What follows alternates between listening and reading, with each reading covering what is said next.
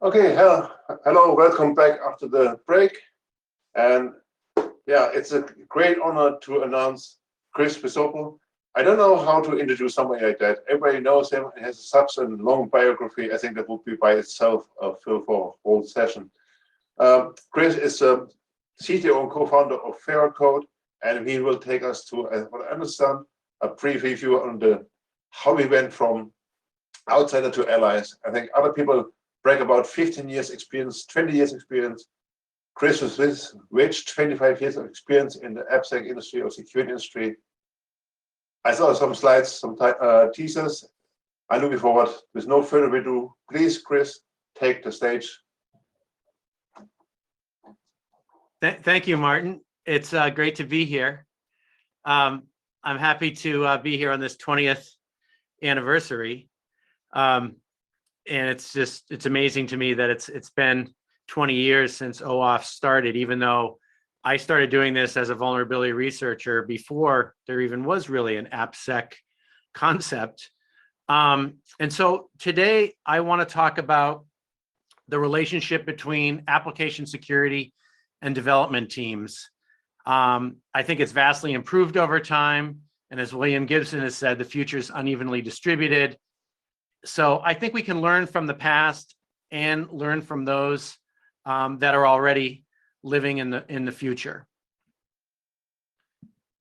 So just to start off, a few things people might not know about me that I think really were formative and helped me learn about software security and testing. And I guess to start off, because I know people will ask this question, that's me on the telephone in 1987 when I was a co-op student working for IBM in Boca Raton. I visited Key West, and that's the southernmost telephone in the United States. I don't know if it's still there anymore, but I wanted to talk about a few things people don't know about me because I think they made a difference in me going down this path and trying to make software more secure. And one of the things is my very first job after I did my co-op and graduated from college, my first job was writing automated software testing tools at a software vendor. So my job was to do things like write inputs into programs and record what the screen was supposed to look like. And if it didn't look like that, something was wrong. If an error message came up or an error message didn't come up, things like that. And so it's the very first thing I did as a software engineer was test other software. So right away, I got an understanding for how important that was. Now, this was totally functional QA testing. There was no concept of security testing back then because really nothing was even networked. But I had to work with the development team, right? I had to work with the QA team, and it was important to serve their needs to ship good software. Another thing that a lot of people I don't think know is my father worked for over 20 years for GE Aircraft Engines, and he was a materials engineer, and he worked in a non-destructive testing lab, which is another way of saying static analysis, because of course you're going to test jet engines by running them by all kinds of other dynamic testing. But he taught me about static testing. He taught me about how they could use X-rays to look at casted parts to see if there were any fractures in those parts before they would assemble the machine. And if you could find a poor casting early in the process by just doing an X-ray of it, that saved you a lot of time and money, because you could just throw that part away and you didn't have to find out later down the line where maybe something would break and you would waste a lot of time and other parts by doing dynamic testing. So I thought it was pretty interesting the concept of static testing. And this was 20 years ago, he was talking about this. And the other thing was the supply chain. The supply chain of the suppliers that made a lot of the parts that they assembled was critical. And they were always looking for better suppliers. And if a supplier started to, put out poorer quality, they switched to another supplier. And I think that is something that makes there's a lot of analogies to that today with using open source and even just using commercial software. And then finally, one of the things I did early on in my career as an AppSec professional was do consulting at Microsoft. And together with Microsoft, when I was at Stake, I tested IAS, Exchange, SQL Server. And the interesting thing was these were the first time that Microsoft was having outsiders come in to look at security. So there was a lot of learning going on both sides. So to go back to the beginning, I started as part of a hacker group, the Loft, and we were clearly outsiders. And I put that's the movie poster for the movie The Outsiders. And no, that's not Tom Cruise and Matt Dillon there and Patrick Swayze. That's my fellow hackers, Mudge and Dilldog and Space Rogue at the Loft. And just the virtue of being a hacker is you're inherently an outsider, right? You're not part of the organization running the software, not part of the organization building the software. You're inherently an outsider. And being an outsider isn't necessarily bad. There's some good things to being an outsider. We were able to say the emperor has no clothes, which what we meant was, companies like Microsoft weren't doing security testing. We could call them out and we could say they can do better. They're not doing a good job. You couldn't necessarily do that if you worked at Microsoft, and maybe you couldn't even do that if you were a customer from a bank or someone using their software, because your supervisors, your peers probably wouldn't look at you too well if you did that. That was the mindset back in the 90s. So it was a bit of a privilege to be able to have this alternative view on software security and call them out when they said, hey, our product is secure. It takes this many, thousands of years to crack our passwords. We would say, actually, no, your passwords are insecure. This is why you're using crypto wrong. Or they would say, we have all these great, security features. And we would say it really doesn't matter because your code is riddled with buffer overflows. So there was a certain position to be in. I think that was important, being an outsider. But the problem with being an outsider, though, is you really can't affect change, right? It's hard to affect change being an outsider, but you can certainly put information out there into the world that people can think about. So here is my very first piece of vulnerability research I ever did from 1996. I was playing around with Lotus Domino, which was a web application. It was taking Lotus Notes and giving it a web interface, so you could use it through a browser instead of a fat client. And I was playing around with it and playing with the URLs as you do when you're doing web attacks. And I realized that they had broken access control. I didn't know it was called broken access control. We didn't have the OWASP top 10 or CWE back then. So I just had to describe it as data can be edited or deleted if permissions are not set properly, which is a little bit confusing. But the idea was you could just change the URL and get edit or delete capabilities on different documents. So here we are, 25 years later, and what's the new number one for the OWASP top 10? It's broken access control. So the very first vulnerability I found and published is the number one vulnerability today, 25 years later. That's kind of a sad state of affairs, really. It was number 5 in the 2017 top 10. So we know about this problem really well, right? Knowledge about the problem isn't solving the problem.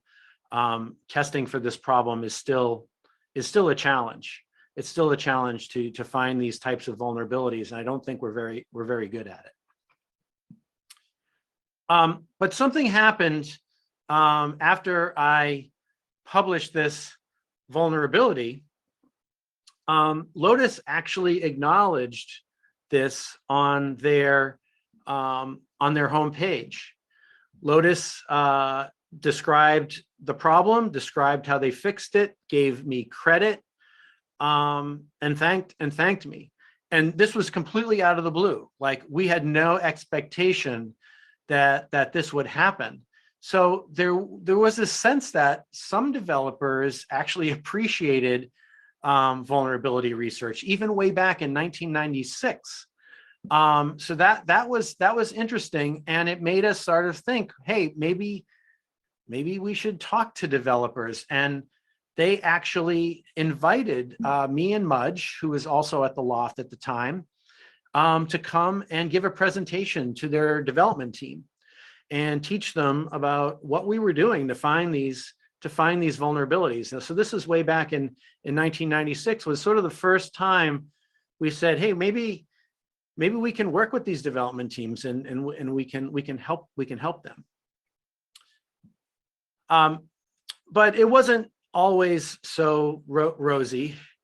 There was a lot of confusion of what we were doing at the Loft with our vulnerability research. And I think there was a ton of articles that were written that had headlines like the one you see here that started with "Hackers from Loft break," and instead of saying, broke,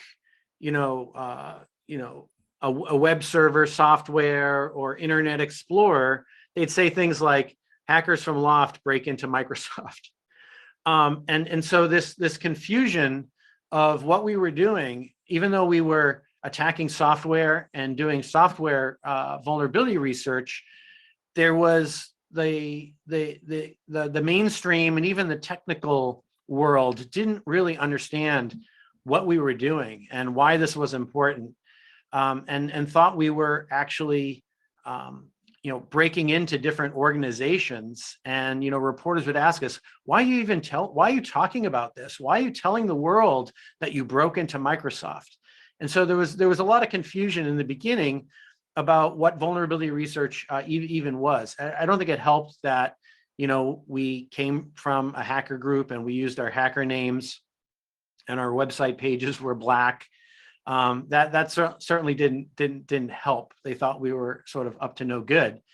But we thought we were doing something important at the time. But then as time progressed a little bit, the vendors started to understand what we were doing, and we weren't doing this to make them look bad or with some sort of criminal or even a hacktivist intent. It was truly to look at what software vulnerabilities were out there in software, get an understanding of that, the scope of that, the impact of that, and also, give advice to these software vendors.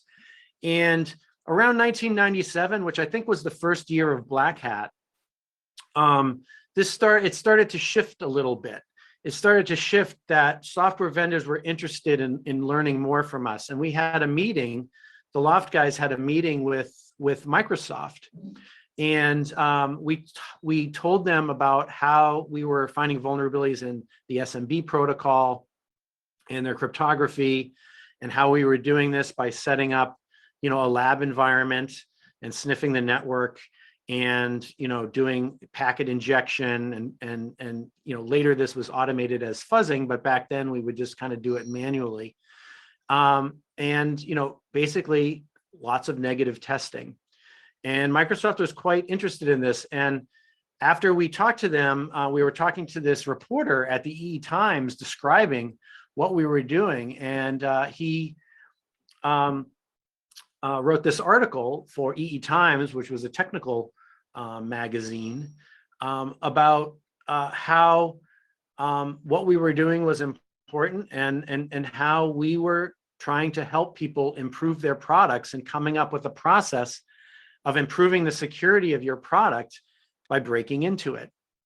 So this was taking all those testing techniques and having the developer of the software do those things instead of, you know, waiting till attackers did that, and then of course they would patch it. But there's still sort of, as you can see from the picture and the language, there's still this sort of outlaw outsider thing going on. But I think the thing that really changed from the outsider and hacker world was when we started to interact with Microsoft more. And we started to, when we released vulnerabilities, something happened in 1997. And that was Microsoft approached us and said, you know what, guys, I know you're doing interesting stuff and you want to publish your research, but if you just contacted us first, we would fix the issue, and then you could publish, you know, describing what you did and what you found after we fixed the issue, and this would actually fix, this would protect our customers. And this is really, I think, this was the thing that really started to change things, that vulnerability research wasn't an outlaw activity. It was actually doing something that vendors wanted to coordinate with, that vendors wanted to work with. And Microsoft really was the first one out there. Oh, it looks like I got a pop up there. So let's see what's happening. So Microsoft really kind of put out there that they wanted to work with us first. And I think that went a long way in what happened next, which I think completely changed us from being outlaws to being, you know, people used to call us, oh, you're now white hats. Now you're sellouts. Now you're working for the man. And that was when we testified as a group, as the Loft, at a US Senate hearing in 1998. And this was about 3.5 years before OWASP was founded. And I think this woke the world up to the concept of, you know, people need to work with people doing vulnerability research. Like, this is something that software vendors need to work with, government needs to work with. And this really was the bridge between being an outsider and starting to be someone who's working with people that are building software. Now, the interesting thing was, the whole reason we were brought in by the Senate to testify was because they wanted an outsider view. They didn't want the government accounting office view. They didn't want a government-funded think tank view. Although Peter Neumann testified with us from SRA, and obviously a guy who knows a lot about software failures and software security failures, they really wanted to hear what we had to say, because we were total outsiders. We were coming at this as independent outsiders. And they even let us use our hacker names. You can see that we have Weld Pond. I have Weld Pond there. But this really pushed it forward. And we started to think at the Loft, this is when we said, we need to do this as a living. Like, we need to become application security professionals. Like, we should figure out how to do this as a business, or join forces to do this as a company. And a couple of years later, we helped found an application security company, at Stake, and started to be consultants that the whole point was to work with people building software. And after AppSec was formed, a couple other companies like Foundstone, where I think Mark Curphey worked at the time when he founded OWASP worked. And in this, I'm going to put up the note here that Mark Curphey put out to BugTrack, which is the way that we all communicated back then on a mailing list, announcing the launching of OWASP with a website and a mailing list. And he talked about having a technical committee. And he brought together some of the people who were some of the pioneers working on how do we do this AppSec thing at the time. John Viega, myself, Greg Hoagland, Elias Levy, who was the moderator of BugTrack at the time, and brought us together to help form this organization of OWASP. And so I think that's where the outsider part of being a complete outsider, a hacker, ends. But unfortunately, as you probably all know and have all experienced, even when doing this professionally, even when doing it for hire, there's this feeling that, and especially in the beginning, that people doing application security are outsiders to the software development process. I think for a long time, we felt that we were outside looking in and really not part of the team. We were essentially critics. We were not part of the creation process. A critic who talks about maybe how a movie script is bad, or the directing is bad, or cinematography is bad, or the plot is bad, is a critic that does that after the movie is done. And that's a lot of the ways that early application security was. It was brought in at the end of the process after something was built, and it really felt like we were movie critics.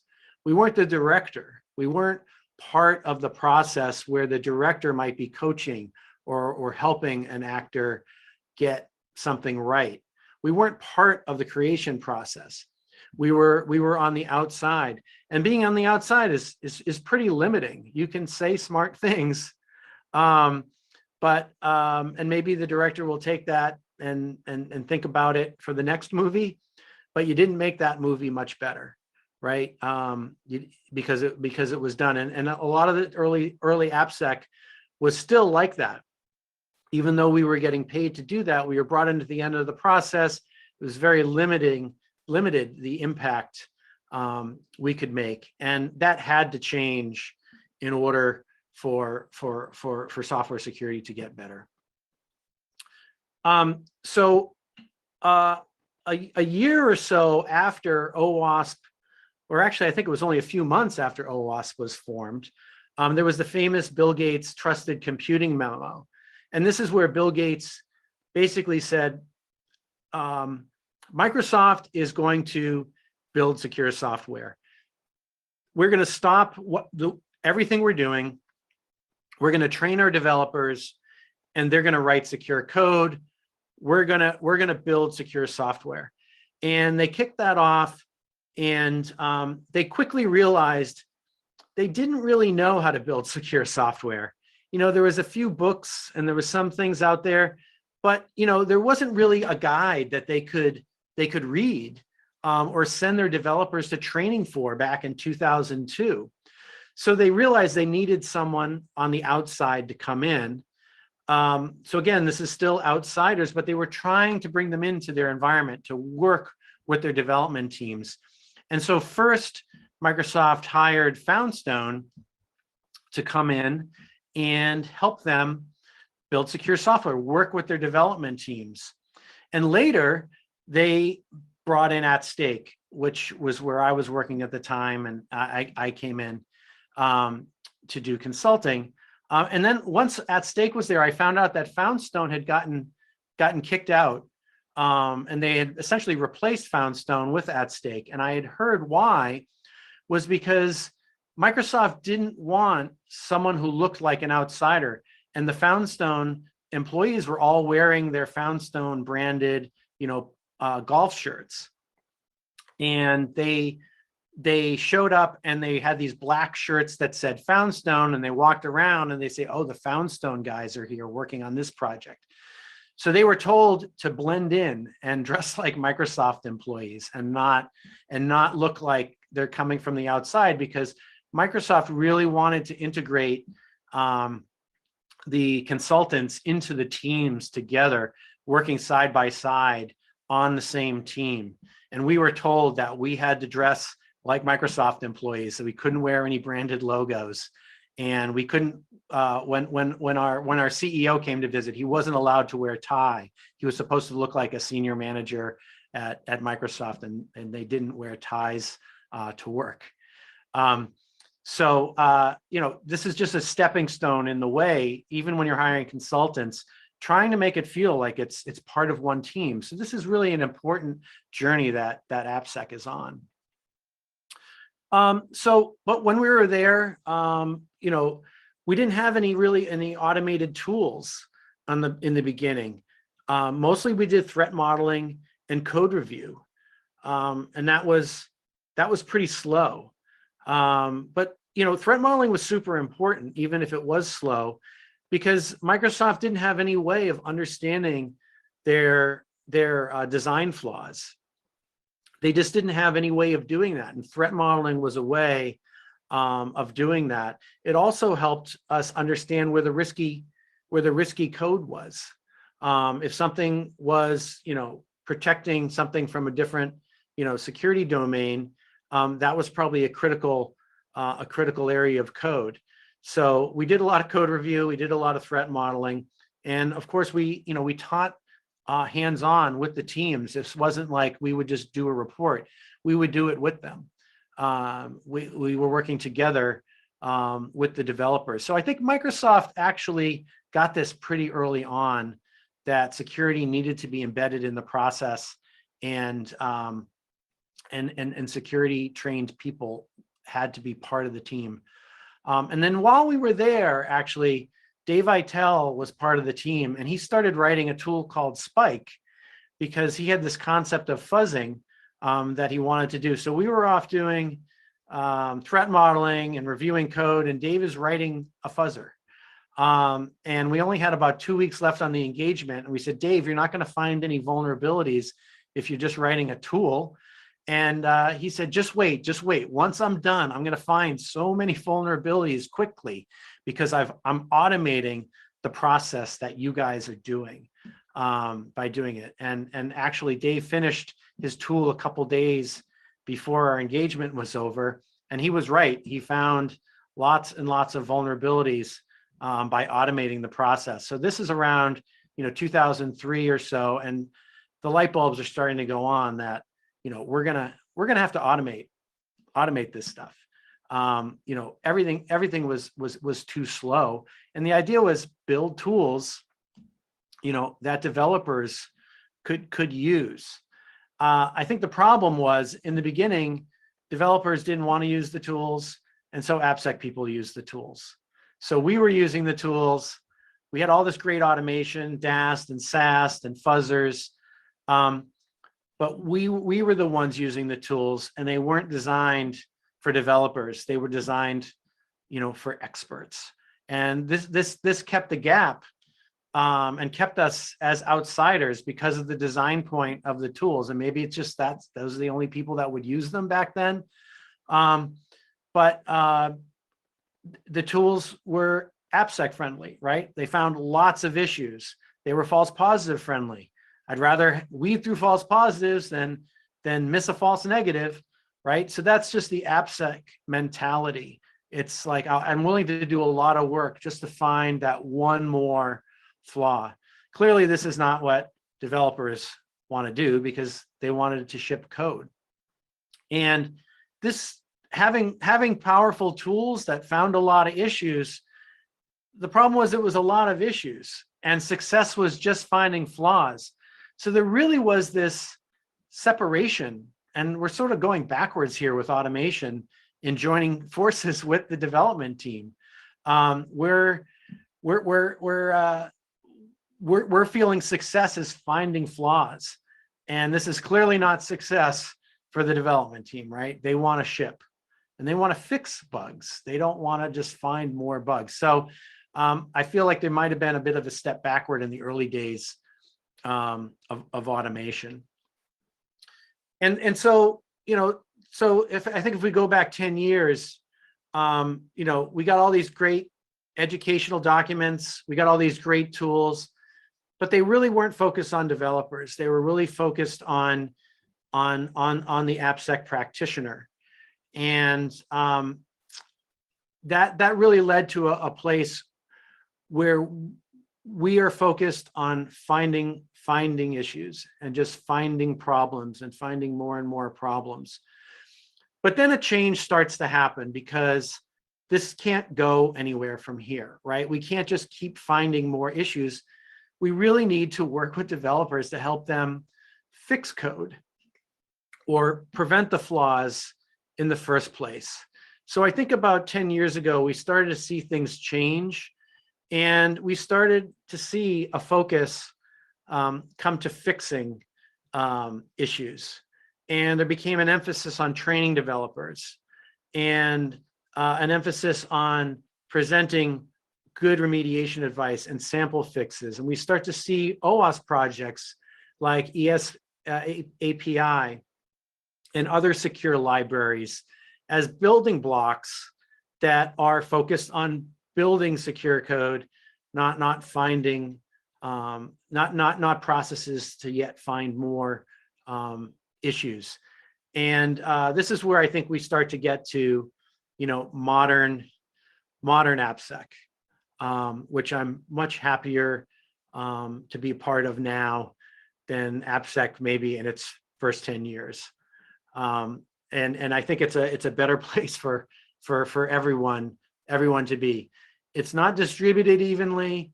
There's still places where AppSec and development don't get along. And there's still places where AppSec teams are all focused on finding problems. But the next part I want to talk about is, how do we learn to solve that problem? And I think one of the best things that ever happened to AppSec was development processes changing to Agile and then DevOps, because we became obsolete as a separate security team, right? It wasn't going to work if we had to have a window of time where testing and fixing happened. The code was just moving too quickly, and just like QA and release got folded into an Agile process, security started to get folded into the Agile process, and developers got trained up so high they became security champions, and we even started to have people writing security engineers writing unique test cases, actually writing code and libraries right alongside as part of the development teams. So this was really a forcing function, I feel, to really modernize the way AppSec was working. And in 2017, I was at AWS reInvent, and I saw Werner Vogels, the Amazon CTO, and he came up and he gave a presentation on the evolving developer mindset. And what he said, I thought it just blew me away. I'm like, this guy gets it. Amazon gets it. This is where we need to go. And this is his quote: "Security is everyone's job now, not just the security teams. With continuous integration and continuous deployment, all developers have to be security engineers. We move too fast for there to be time to review security by the security team beforehand. It needs automation. It needs to be integrated into its process. Each and every piece should have security integrated into it." So this is where Amazon, was leading.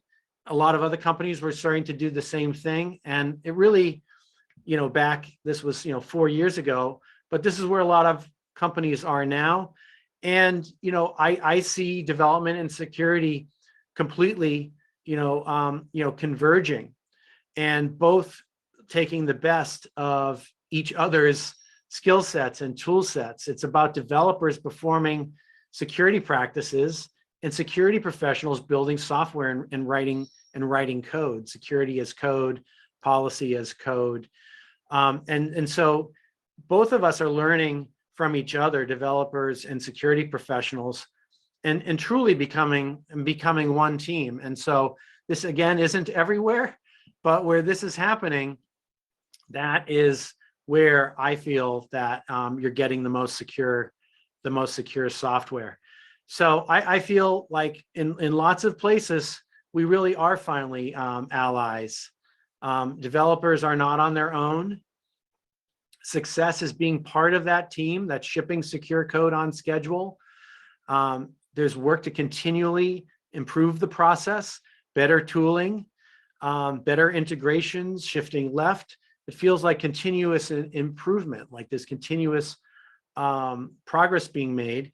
And that means less work to get to the same secure outcome, getting better at getting to that secure code. So some of the things that I've seen make this work is really building those, relationships at the peer level, CISO or product security leader or AppSec leader to, VP of engineering, security practitioners, AppSec engineers and developers, working together, meeting with them, understanding each other's goals, being sympathetic to each other's struggles. So really an understanding, and that's what you need to become one team. And part of that is shared accountability. You need to have shared accountability. It has to be part of the goal of both teams to ship secure code on time. Part of security's goals should be, how are we enabling the development team not to slow down? And part of security's goals is, how are we enabling the AppSec team to test better? And how are we able to, follow their guidance or even auto remediation? So it's accountability, and it's got to be measured and reported on. So I have a few slides here that are how we've seen processes improve across our customers at Veracode. And we took a look at this, and we had to split the process improvements across two different domains. And we realized that some applications, just by their very nature, are going to be harder to secure. And some are going to be easier to secure. So we wanted to look at what processes can be used to secure the hard ones and the easy ones. So we looked at the nature of applications, and we looked at what's an ideal environment for an application to be secure. It's a small application with a small organization, a low flaw density, and it's relatively new. That's just easier to secure. And what are those less ideal environments? It's a large organization. It's a large application. It's old. There's a lot of legacy code. It has a high flaw density. That's much harder to improve, but there are improvements we can do for those different types of applications. So we call that the nature of the application. That's our starting point. But then there's the nurturing part. What does the ideal team do to nurture application security? Regular, frequent scanning, variety of ways of testing the application. And then, what are poor ways of doing this? Just using one technique, like just using static analysis, and then just doing this on an annual basis or a quarterly basis, or irregular intervals, like don't do it for a few months and then do it intensely right before you ship the code. So those are some of the things we've seen be better or worse with the way people are using, Veracode's automated testing. And we took all the different things that we've seen our customers do, and we ranked them by what's helping and what's hurting remediation time. So what's making it easier to fix a bug and what's making it harder to fix a bug. And we want to learn what makes things easier to fix flaws, because it's, of course, let's do more of that. It's great to prevent them with libraries and developer training. But at the end of the day, you're going to have flaws, just like you have quality and performance flaws, and you need to deal with them. So what are the ways that we found changes the average remediation time?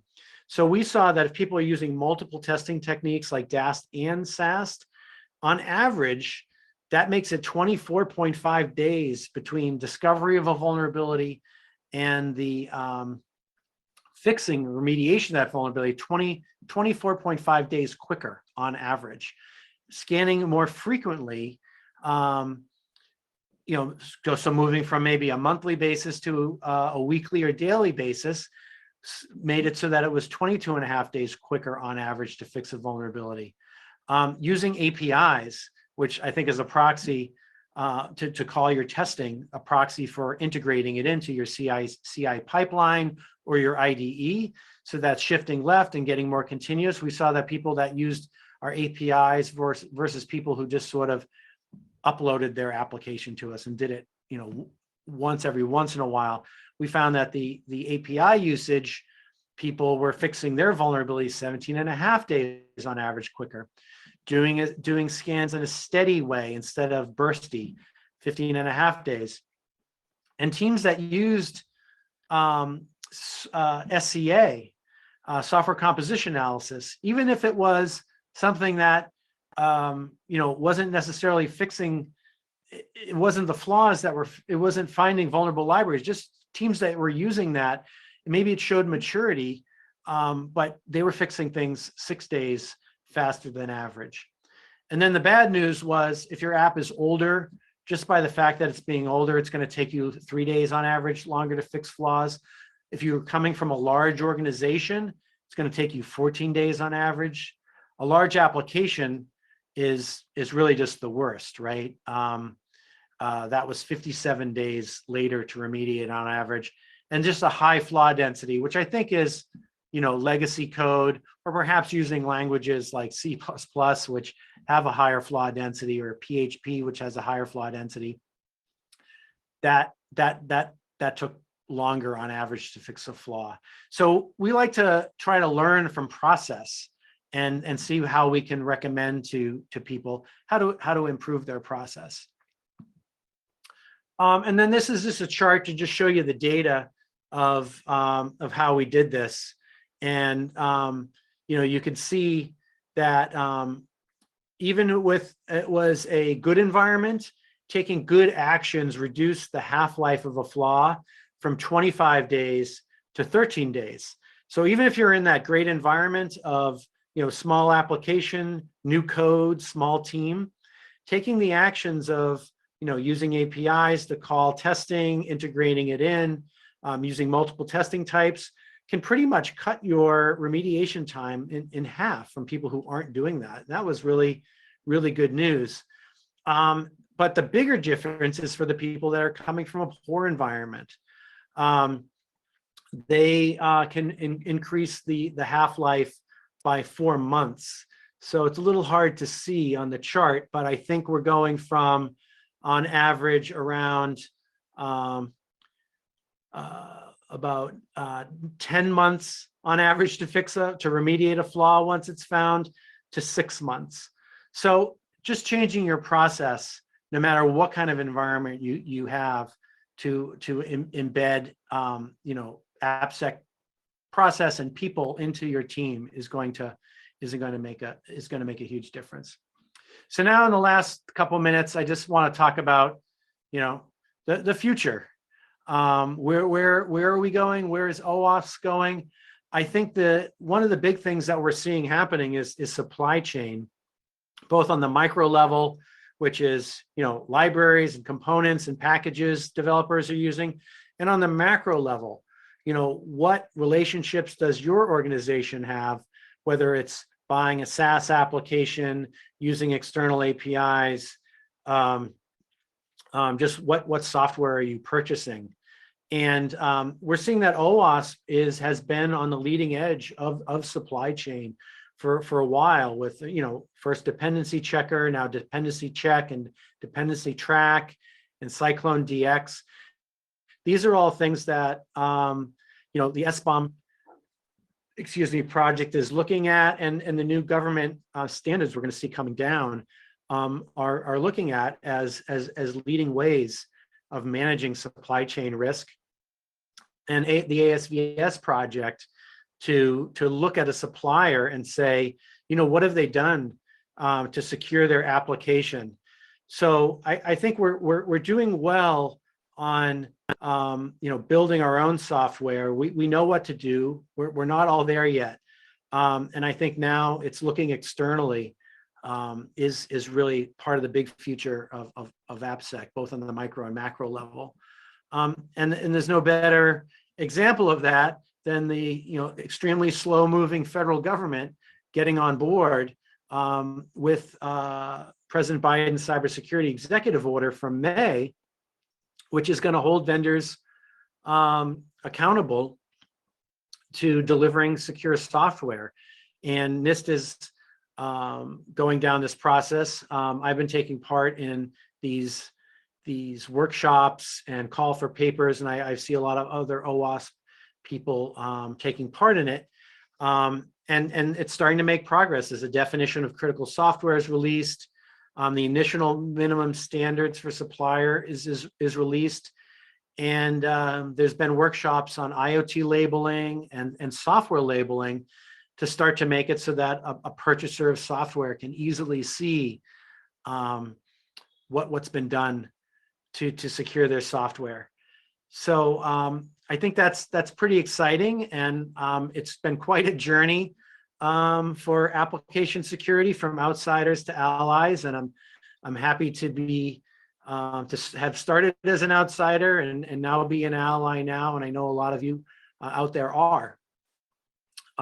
So with that, I thank you for inviting me to come and speak, and I'm happy to have been part of OWASP for a lot of time. So with that, I don't know, Martin,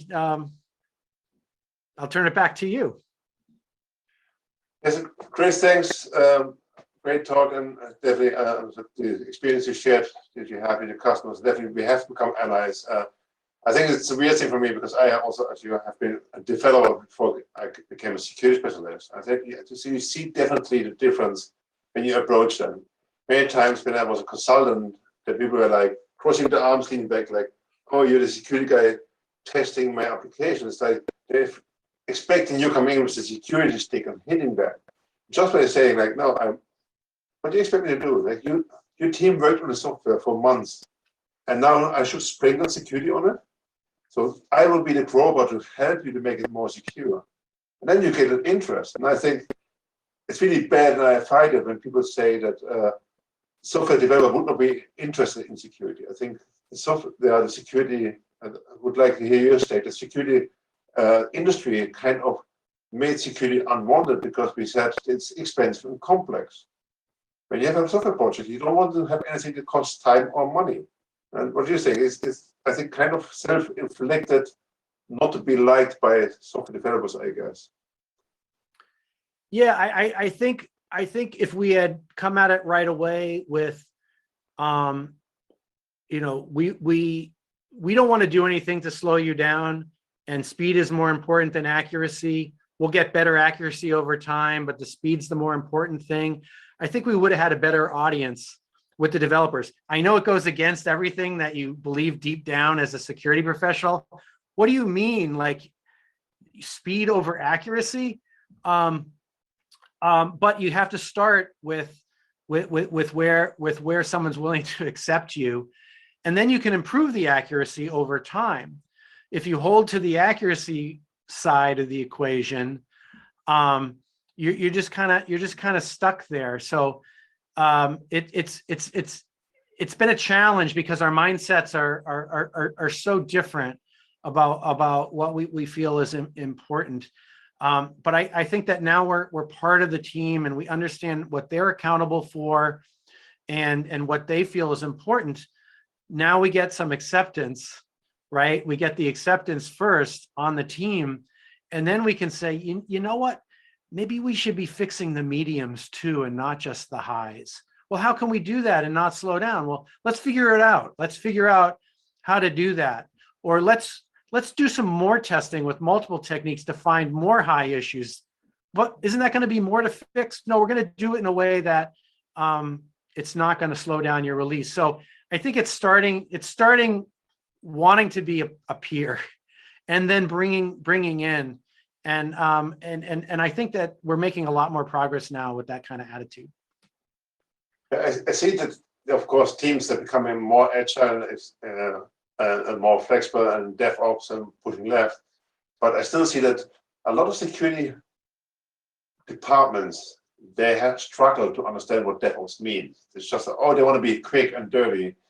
What do you see? Do you see some development in how we can see this development and security becomes more agile? And what can we do to pull them along?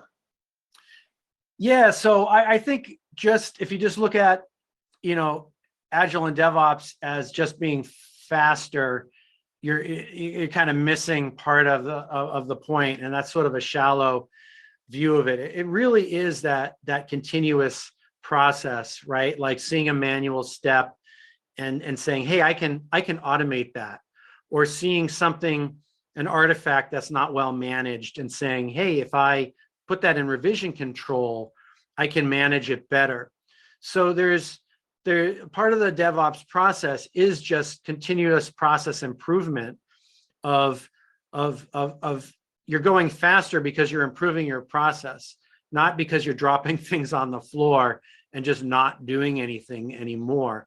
So I think once you start to understand that, you start to say, well, how can we get security to fit into that?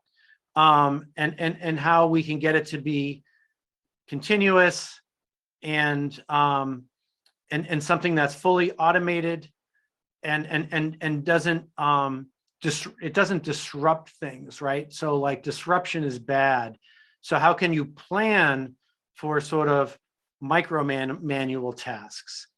And it's working with the development team to figure out how to do process improvement. Not just get faster. And I think the process improvement way of thinking about it is really what it's all about. It's those predictable, repeatable outcomes, and making security a predictable, repeatable outcome. And I think that's the way to think about it. And so the longer you hang with the DevOps team, the more you start to get this.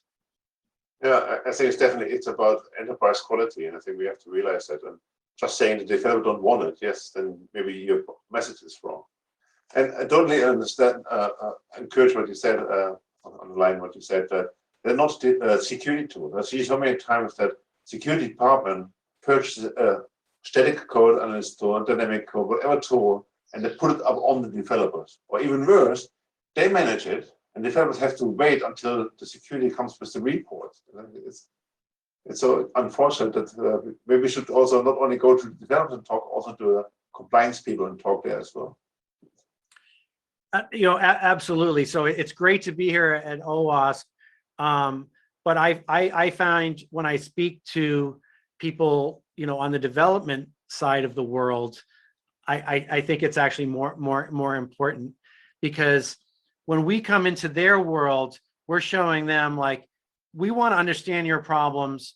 We want you to understand what we can potentially do for you. And it's coming to sort of their environment. I think compliance it can be the same way. I know a lot of us have an aversion to compliance. I started as an engineer myself, so I get along with engineers better than I do compliance people. But that's another, I think that's a great point. That's another bridge that has to be crossed, because it's really easy for compliance people to, put down hard lines and not try to figure out how you can, do both, right? How can you be compliant and be agile? And that, that may be even more of a challenge than working with the development team. Thank you so much for your time. Thank you for being here at our anniversary conference.